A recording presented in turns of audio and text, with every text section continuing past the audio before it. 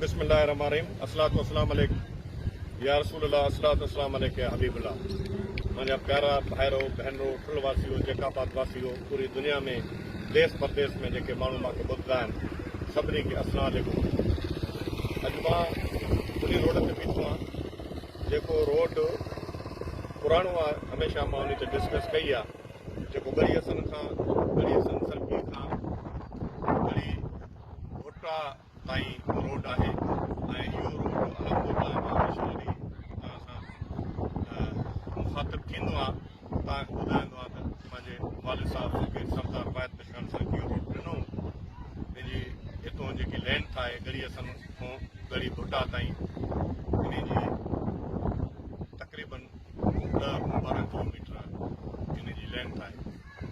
ऐं हे तमामु हिकिड़ो इम्पॉर्टेंट रोड आहे।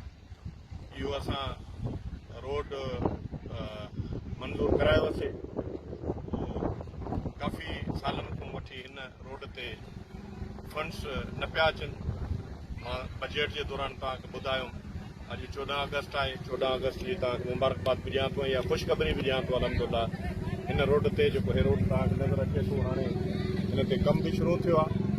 ऐं इंशाअल्लाह ताला इहो रोड मां सम्झां थो त हाणे वधि में वधि जेको महीने 2 महीननि खां घटि अरसे में इंशाअल्लाह ताला इहो रोड तयारु थी वेंदो। ऐं पूरो हे जेको इलाइक़ो आहे जंहिंखे असां बहादुरपुर मिस्रीपुर सर्किल चऊं था ऐं बलूचिस्तान सां बि कनेक्ट करे थो, इहो रोड हितां वञे थो ऐं भाऊ कोसे ताईं वञे थो। भाऊ कोसे खां पोइ बुक्टी कॉलोनी वारे पासे बलूचिस्तान बि वञे थो ऐं हे रोड सोबतपुर बि वञे थो। हे रोड तव्हां कश्मीर वारे पासे ॾे तंगवानी वारे पासे बि वञी सघो था। हे रोड उहो इम्पॉर्टेंट रोड आहे। ऐं हिन रोड सां गॾु जीअं मां तव्हांखे ॿुधायो आहे त ॿिया काफ़ी असां अलहमदुलिल्लाह रोड ॾिना आहिनि हिन 2 सालनि जे दौरान। तक़रीबन मां सम्झां थो त 10 वॾियूं स्कीमां असां ॾिनियूं आहिनि, 10 खां वधीक स्कीमां ॾिनियूं आहिनि, जंहिंजी लेंथ तक़रीबन 10-12-13 किलोमीटर आहे मुख़्तलिफ़ एरियाज़ में।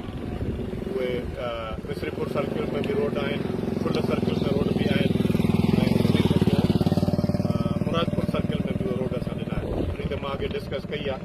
ऐं हे जेको गड़ीअसन जो चौक आहे, हिते हे रखे थी, हेॾो हे ईदगाह आहे ऐं होॾो पॉलिटेक्निकल कॉलेज आहे ऐं उन खां पोइ हे प्राइमरी स्कूल आहे। प्राइमरी स्कूल खां पोइ हे गवर्नमेंट डिग्री कॉलेज आहे गड़ीअसन जी। ऐं उन सां गॾु तव्हांखे हे साम्हूं जेको नज़र अचे थो इहो USAID वारो स्कूल आहे। ऐं अलहमदुलिल्लाह इहे जेके बि स्कीम आहिनि इहे गड़ीअसन जे जेको ॿाहिरि जेको एजुकेशनल सिटी जंहिंखे चइजे असां ठाही आहे, उन्हनि जो कमु हलंदड़ आहे। ऐं अहिड़ी तरह अॻे हली करे गड़ीअसन खां किलोमीटर अॻे हली करे सोराबाबाद में उते हिकिड़ो अलाज महिरबानी सां ज़बरदस्त क़िस्म जो पब्लिक स्कूल, उहो बि नियर टू कंप्लीशन आहे।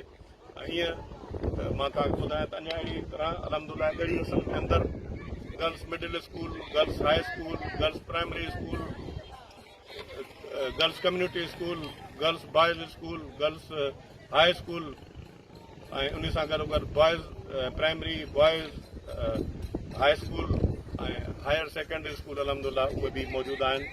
ऐं जीअं जहिड़ी तरह पूरे इलाइक़े में अलहमदुलिल्लाह तरक़ी थी आहे, हिते बि काफ़ी तरक़ी थी आहे। ऐं टाउन कमेटी जो दर्जो बि हिन ॻोठ खे ॾिनो वियो आहे गड़ीअसन खे।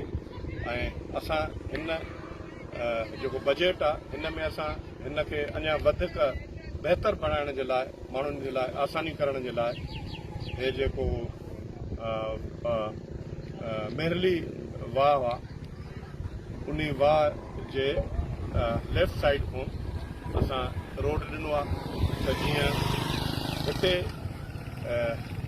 सोराबाबाद खां गड़ीअसन ताईं उनखे असां प्लांटेशन करे ऐं ख़ूबसूरत हिकिड़ो इलाइक़ो इंशाअल्लाह ताला बणाईंदा। हिकिड़ो बहितरीनु चौक थींदो, आसानी पैदा थींदी। ख़ासि करे जंहिं रोड ते मां बीठो आहियां गड़ीअसन गड़ी भुट्टो रोड, इहो बि इलाज महिरबानी सां वॾी महिरबानी।